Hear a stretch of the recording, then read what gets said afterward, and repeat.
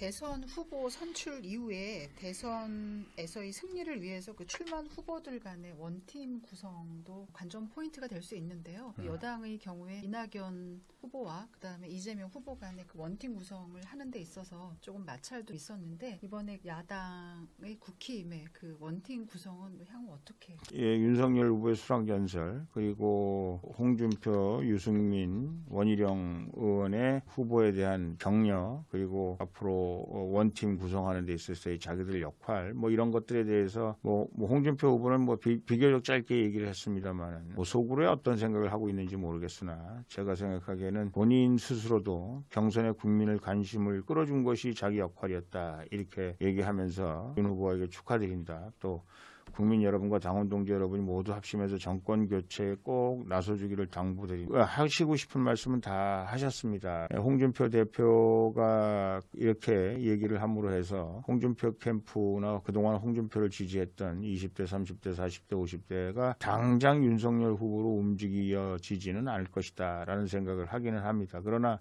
움직일 수 있는 가능성을 만들었다는 데 대해서 좋은 후보였다. 그리고 그 홍준표 후보의 성원을 보낸 것이 결국 잘못된 것만은 아니었다. 이제 이런 평가를 받을 수 있는 것이 아닌가라는 생각이 듭니다. 그래서 우리가 작은 선거나 큰 선거나 해보면 결국 원팀을 어떻게 잘 구성하느냐가 그 선거의 큰 추동력이 되는 거죠.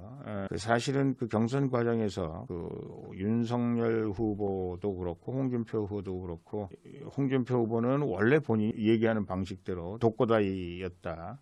그래서 그냥 혼자 온갖 전쟁을 앞장서서 치르면서 소통하고 상의하고 또 주변에 있는 사람들을 적극적으로 활용할 수 있는 그렇게 하지 못하는 그런 아쉬움이 있죠. 그래서 오죽하면 막판에 배신자 얘기도 했지 않습니까? 그렇게 옛날에 일 같이 하던 사람들이 다 지금 윤석열 밑에 가 있는데 어떻게 된 거냐 이런 얘기가 나온 건 다 이런 독고다이식 정치였기 때문에 그렇다. 윤석열 후보 역시 팀의 얘기를 들어보면 실질적으로 정치하는 사람들이라든가 아니면 국민의힘을 잘 아는 사람들의 조언을 받기보다는 결국은 바깥에 있는 사람들이 아닌 내부의 몇몇 사람 몸 변호사, 면 변호사 하면서 S 변호사, 무슨 P 변호사, 무슨 변호사 하면서 몇몇 이너서클 얘기만 좀 들을 뿐 결국은 이분도 모든 일을 혼자 결정하고 혼자 진행하는 그런 스타일의 윤석열이라는 분이다라는 얘기를 많이 듣고 있는데 이런 것들이 원팀을 구성하는 데 있어서 조금은 걸림돌이 될 수 있겠다라는 생각이 들면서 또 한편으로는 이낙연과 홍준표와는 다른 거는 이낙연이라는 분은 떨어지는 게 확실했는데 어느 정도 표 차이가 나느냐였고 홍준표는 정말 이길 수 있는 호각지세였고 특히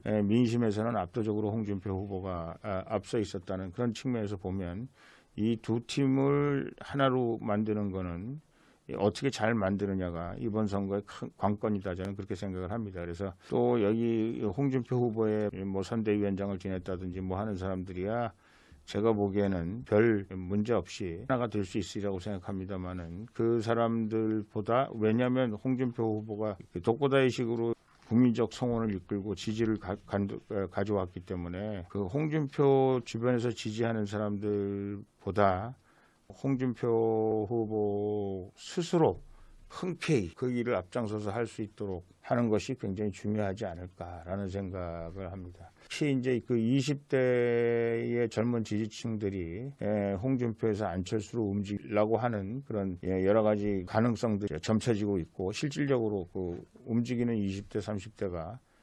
윤석열이보다는 안철수가 낫다 이렇게 움직이는 그런 모습들이 SNS상에서도 그렇고 자기들 나름대로의 또 이른바 그 20대 30대 네트워크를 통해서 그런 얘기들이 많이 전해진다고 지금 듣고 있기 때문에 홍준표와 같은 팀이 된다는 건 굉장히 중요한 것이고요. 원팀이 된다는 건 중요한 것이고 또 홍준표와 원팀을 이루는 것이 이른바 대형 군단을 만들어서 모든 사람들을 다 거기다 집어넣고 원팀을 만든다라는 측면보다는 제가 보기에는 독립된 군단을 만들고 독립된 군단을 그럴 땐 개별 전투하고 하는 방식으로 원팀이 만들어져야 되지 않을까라는 생각을 합니다. 제가 그 대통령 선거 여러 번 그 해보고 또 조직을 총괄해보고 사무총장 해보고 하면서 제가 느끼는 것인데 이런 상황에서의 원팀은 아마 제가 말씀드린 것처럼 이원 집정부제식인 원팀 이것이 맞다라고 생각되거든요. 그러니까 뭔 말씀을 드리냐면 전투를 하는 데 있어서 우리가 이렇게 한 군단, 한 사단, 한 연대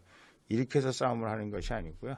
제가 보기엔 1연대, 2연대, 3연대, 4연대, 5연대 이렇게 우리가 같은 미션을 향해서 가는데 다양한 전술과 다양한 방법을 각 연대에게, 각 전투사단에게 하달함으로 해서 전투가 더욱더 원활하고 전투를 이길 수 있는 방향으로 이끌 수 있도록 하는 것이 저는 굉장히 중요하다 이렇게 생각합니다. 그러니까 우리가 막 보여지는 이재명식 원팀 보니까 뭐 공동선대위원장이 10몇 명씩 되고 이거는 저는 굉장히 잘못된 공동선대위원장이라는 건 사실 아무것도 안 하는 게 공동선대위원장이거든요. 그러나 공동선대위원장이 공동선대위원장으로 각 자기가 이끄는 군단을 가지고 자기가 잘 싸울 수 있는, 자기가 승리할 수 있는 전투를 위에서 잘 선별해내고 그 전투를 향해서 그 사람들이 전진하게 만들고 그 사람들이 그 전투에서 이길 수 있도록 해서 결국은 전쟁을 이기게 하는 그런 방법이 제가 보기에는 옳다고 생각을 합니다. 그래서 이게 원팀을 꾸리는 전략가들이 좀 잘 전략을 세웠으면 좋겠다라는 생각이 드는데 홍준표 후보는 지금 승낙은 했다고 하나 제가 보기에는 그동안 여러 가지 했던 말들이나 그리고 하면서 느꼈던 여러 가지 서운한 감정들이 이렇게 한순간에 다 씻길이라고 생각하지 않고 또 돕는 사람들 오늘 뭐 홍준표를 돕는 사람들과 뭐